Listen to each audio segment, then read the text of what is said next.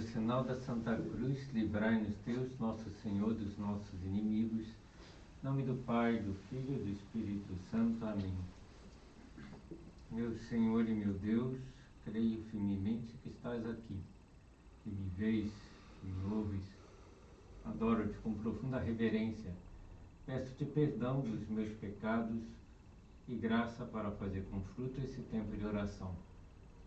Minha Mãe Imaculada, São José, meu Pai e Senhor, meu anjo da guarda, intercedei por mim.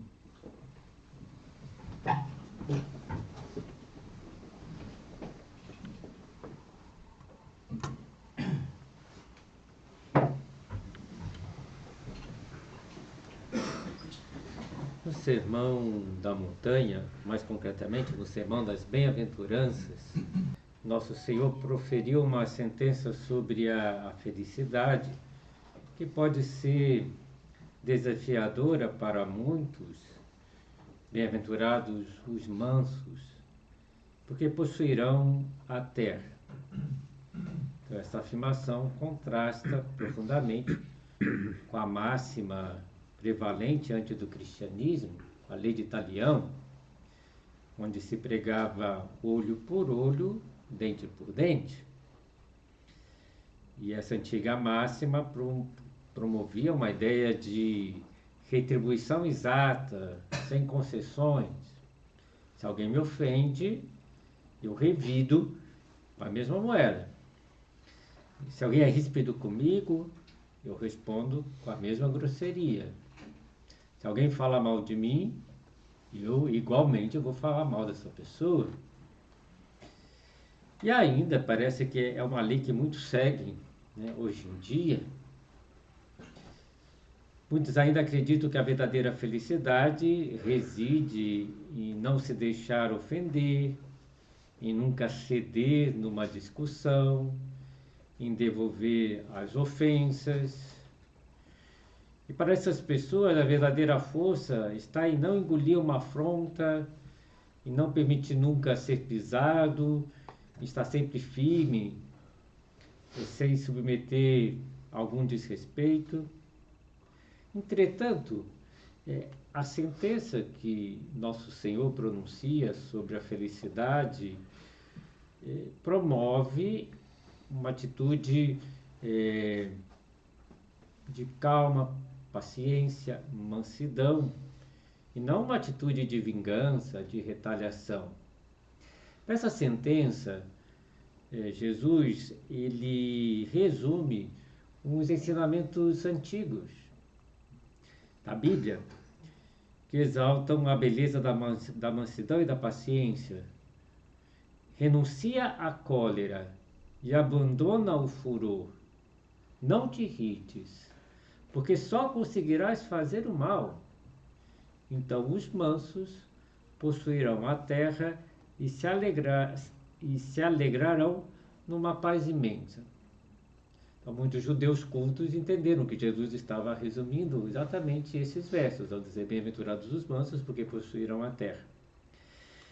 E a cólera, renuncia à cólera, abandona o furor, a ira, só geram problemas e mal-estar para as pessoas iradas. Aliás, não só para elas, mas para todo mundo que está à sua volta.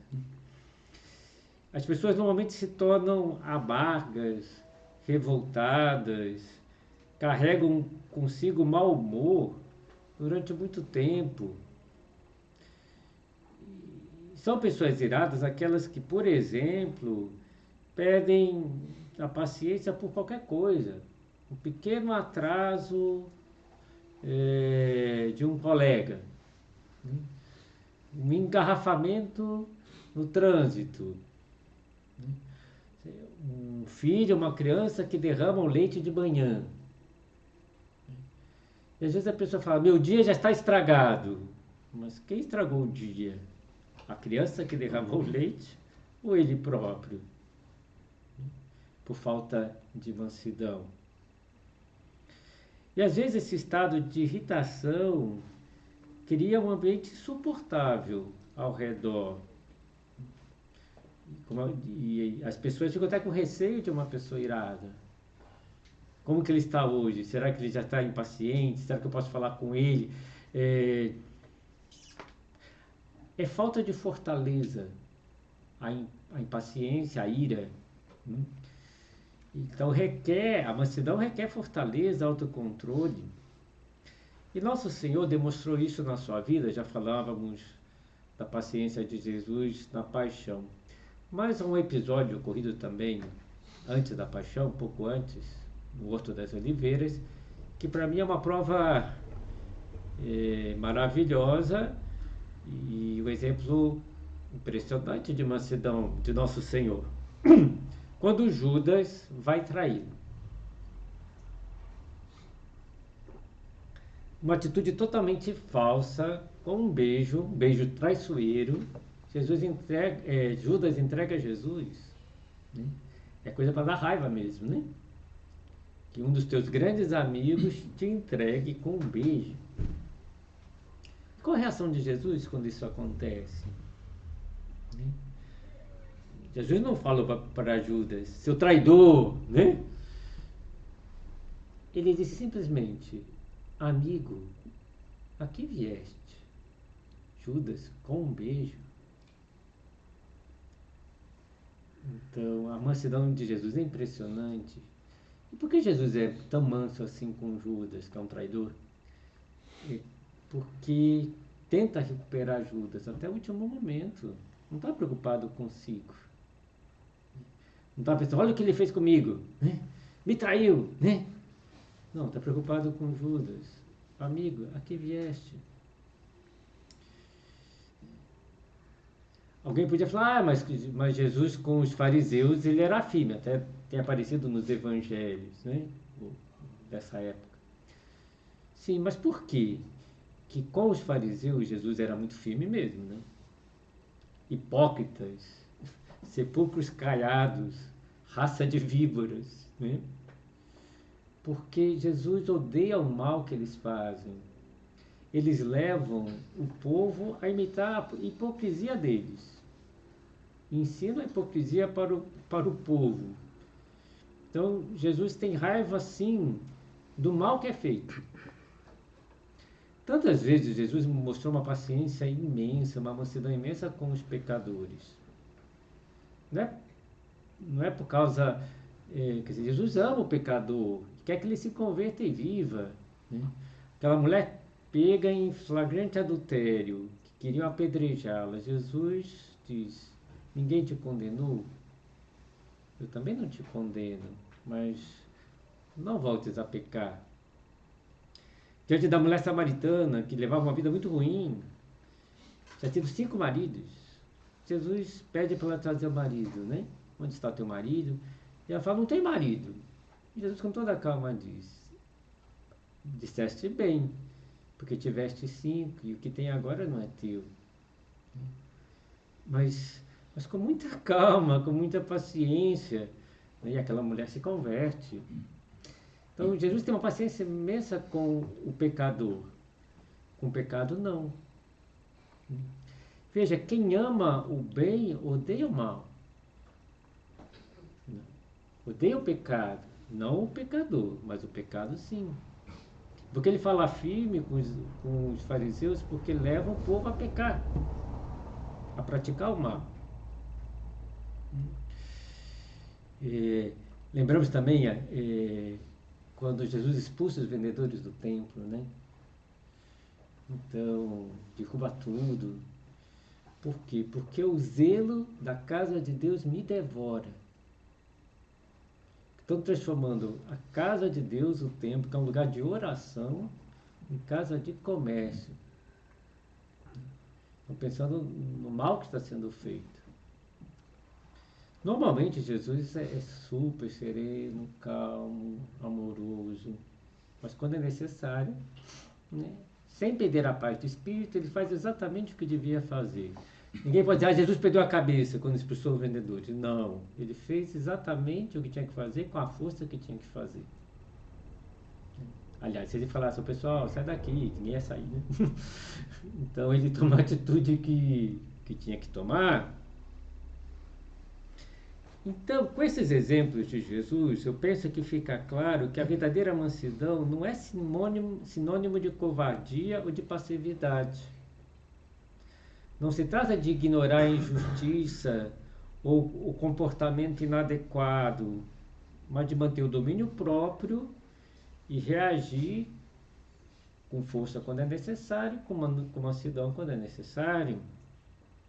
A maioria das vezes com grande mansidão.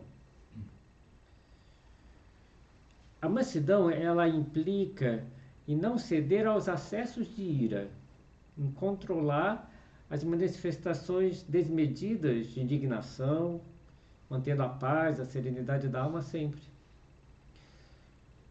Então, não controlar o acesso de ira é uma fraqueza. São José Maria diz no livro Caminho: de calar nunca te arrependerás, de falar muitas vezes. Por que a gente não se arrepende de calar? Porque se for necessário falar, a gente pode retomar o tema. Olha, naquele dia, naquele momento, né? Eu queria dizer isso, isso e aquilo. Mas quando a gente está irritado, normalmente não é hora de falar. Porque vai sair de mau jeito. Vai sair com grito, vai sair de uma forma ofensiva.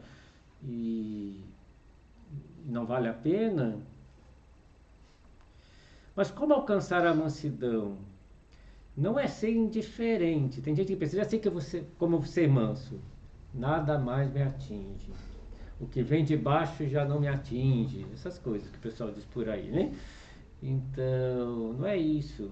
A gente não pode ser indiferente a diversas coisas.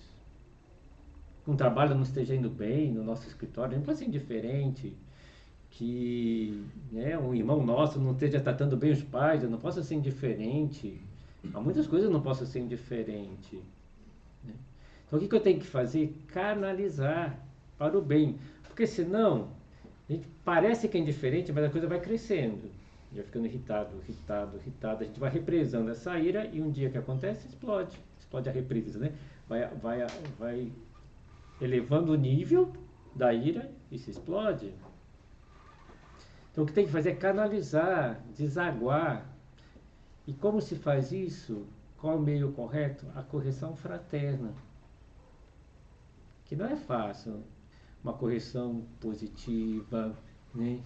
Animadora. Mas é necessário corrigir. Me recordo agora também do servo de Deus, Marcelo Henrique Câmara, que ele era muito manso, sempre com um sorriso, mas quando era preciso corrigir, ele corrigia. Sem ofender ninguém, mas corrigia. Duas histórias, uma corrida no Emaús, outra corrida no Opus Dei, vamos dizer assim. Uma vez tem uma confraternização no movimento de Emaús e alguns jovens do grupo do Marcelo, que ele era dirigente ou presidente, como se chamasse, beberam demais e passaram mal na festa. O Marcelo não estava indo à festa, acho que por causa da quimioterapia, ele não estava, né, bem disposto para isso. Mas ficou sabendo. E na próxima reunião do grupo dele, ele pegou a palavra e disse: olha, quando alguém numa festa bebe a ponto de passar mal, estraga a festa dos demais. E além disso, o que estamos fazendo com o nosso corpo? Não somos templos do Espírito Santo? Já ninguém quer nada para falar, né? E não apontou você, aquele, não. Falou em geral, mas passou a mensagem dele, que como presidente do grupo ele tinha que corrigir, né, aquele abuso, né? Outra vez foi no pessoal que foi ter direção espiritual, um sacerdote do Opus Dei, lá em Curitiba. Então o pessoal fazia uma viagem de carro de 4 horas, né? Então rezava o terço, conversava sobre vários assuntos. Às vezes até um preparava para palestra para dar no próprio carro, né? Chamava um convívio itinerante. Mas tem uma hora que acabava o assunto. Aí um dia um começou a contar piada. No começo as piadas estavam boas, de repente começaram a baixar o nível. Aí o Marcelo pegou a palavra e disse: ô pessoal, ou a gente melhora o nível da piada, ou é melhor a gente parar de contar. Mas porque não tinha cabimento numa viagem ter direção espiritual, para ter formação, que começasse a contar piada, né, que não dá para contar, né? Mas ele tinha coragem de corrigir com muita mansidão e pronto, né? Então, o que a gente tem que fazer é corrigir, cuidando de vários detalhes para que a correção caia bem, né? Que seja uma correção positiva, por exemplo. Uma história que eu conto, que uma vez, num centro que eu estava, tinha um rapaz que os outros rapazes não estavam aguentando mais ele, para falar a verdade. Por quê? Porque ele falava muito de si e de computação, porque era um tema que ele gostava, mas tinha muita gente da área de direito que não gostava nada de computação, né? Então o pessoal vinha reclamar comigo, com o sacerdote, né? Padre, faz alguma coisa, a gente não aguenta mais, né? Ele só fala dele, né? Eu falei, como eu vou falar assim? Não posso falar que eles falaram isso pro rapaz, né? Até que um dia o rapaz veio falar comigo e disse, padre, sabe que eu tenho poucos amigos? Eu falei, agora sim. Já tem ocasião para falar. Ele falou, para ter amigos é fundamental a gente se interessar pelos outros, né? Perguntar da família dos outros, do estudo do outro, se interessar pelos outros. E aquele rapaz mudou, sabe? E até comigo ele perguntava, padre, como foi teu final de semana? Padre, como o senhor está? Ele começou a fazer comigo o que eu falei para ele fazer com os outros, né? Então, e mudou. Se eu chegasse para ele e falasse, fulano, você é tão egoísta que ninguém te aguenta, né? Ele só ia ficar desanimado, afundado, não ia servir para nada. A forma de corrigir é falar exatamente da qualidade oposta ao defeito que a pessoa tem. Se é egoísta, então vou falar do altruísmo e da generosidade, interesse pelos outros. E todos os defeitos têm uma qualidade oposta. Se a gente não sabe, a gente pode estudar para saber a qualidade oposta.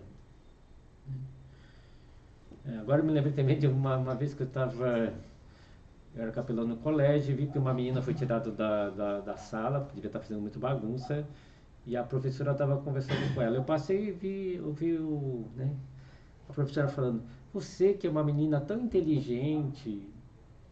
Falei, opa, puxando pelo positivo, né?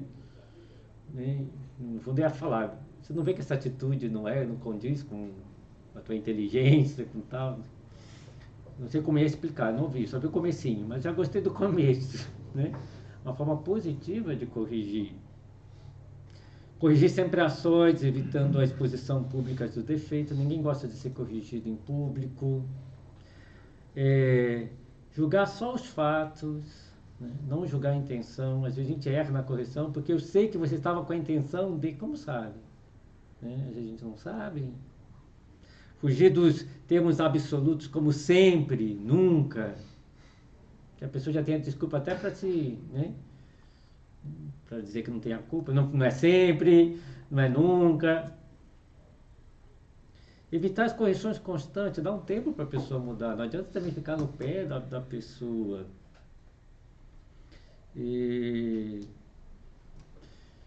Bem, depende muito da forma de falar. Há um mini conto, muito simples, né? Que um sultão, né, árabe, teve um pesadelo uma noite, que todos os dentes da boca dele iam caindo, né? E ele acordou assustadíssimo.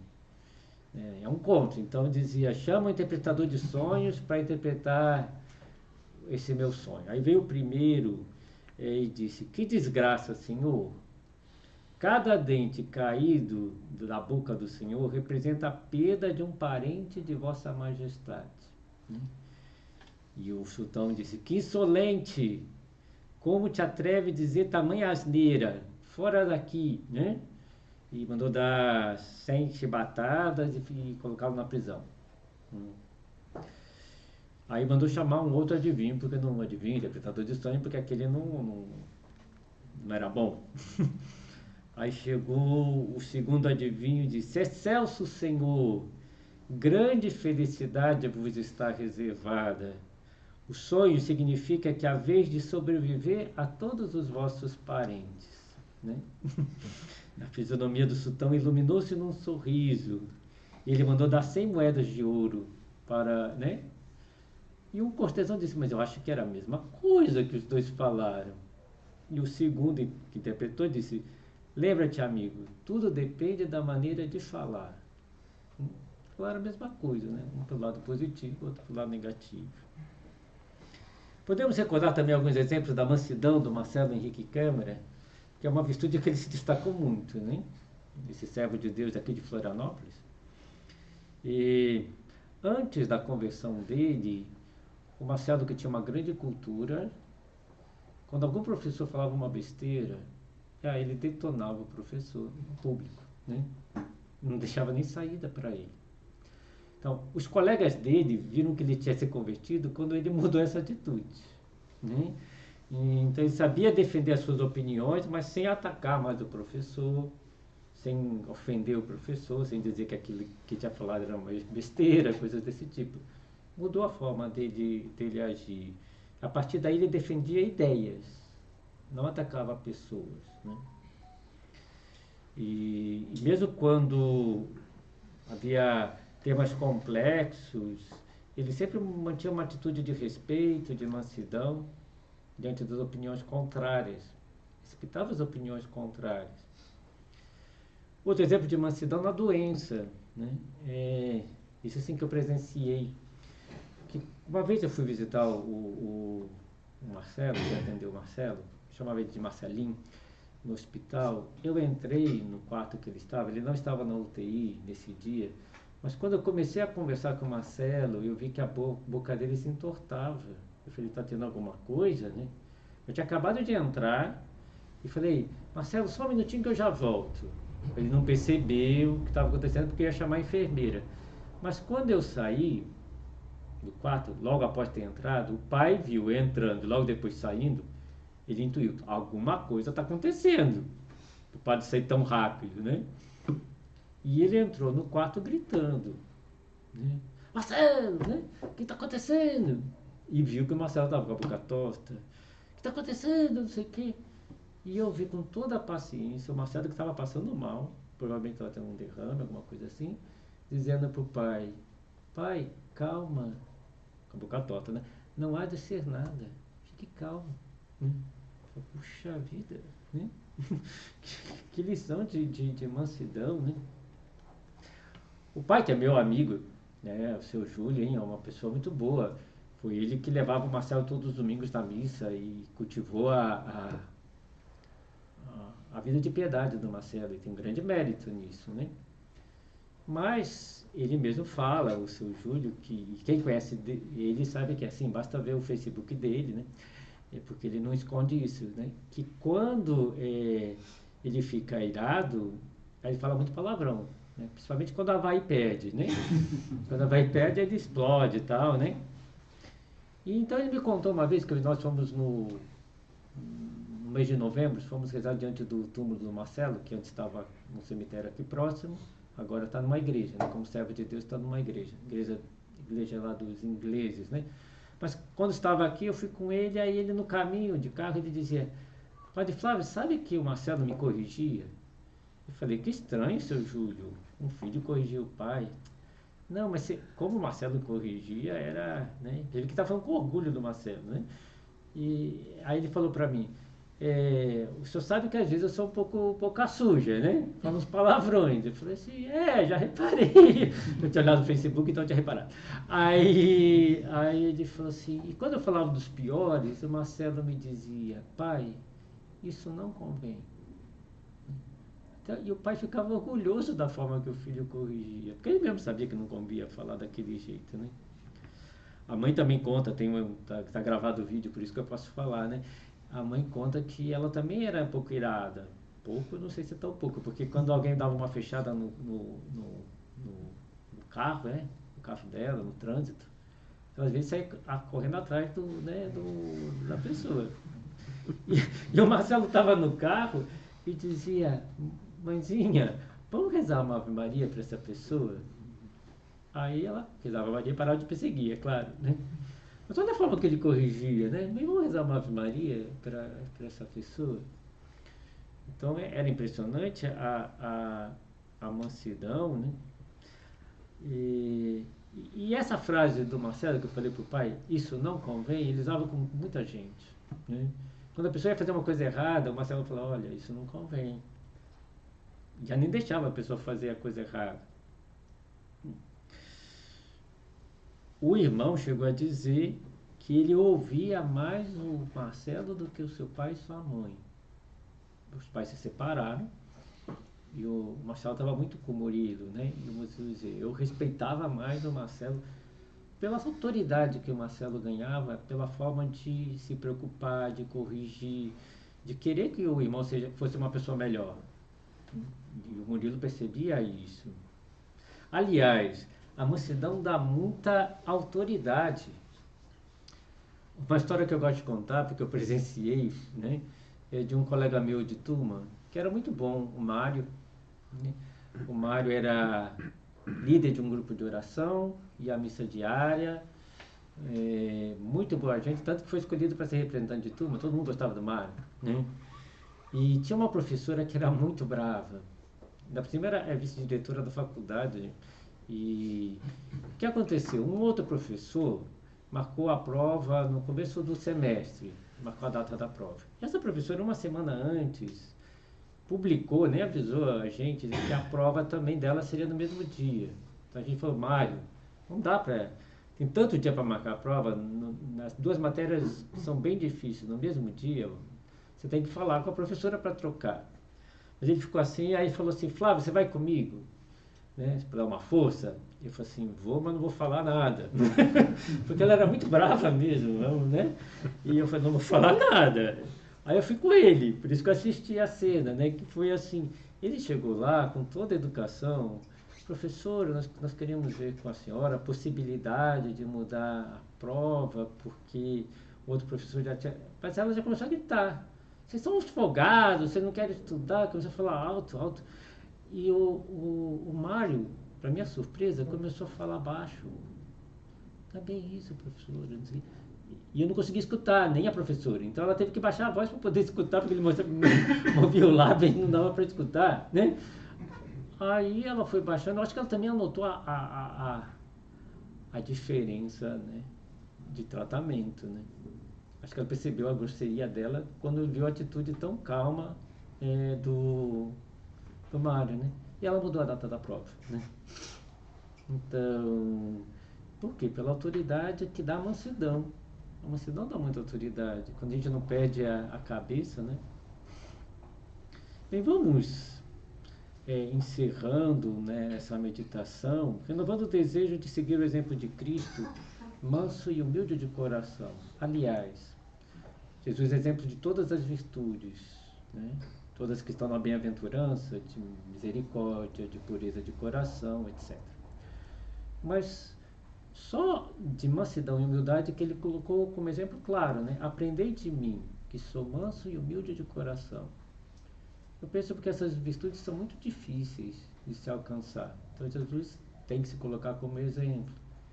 Embora, como vimos, né, alguns santos, ou possíveis santos, como Marcelinho, viveram bem essa virtude. Pedimos a Nossa Senhora que nós chamamos de doçura. Aliás, São Francisco de Sales não falava mansidão, ele falava doçura, né?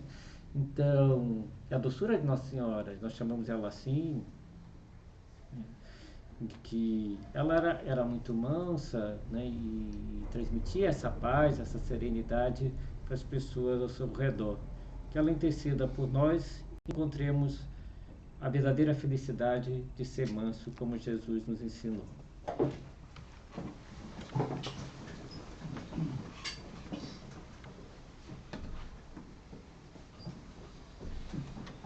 Dou-te graças, meu Deus, pelos bons propósitos, afetos e inspirações que me comunicaste nessa meditação. Peço-te ajuda para os pôr em prática. Minha Mãe Imaculada, São José, meu Pai e Senhor, meu anjo da guarda, intercedei por mim.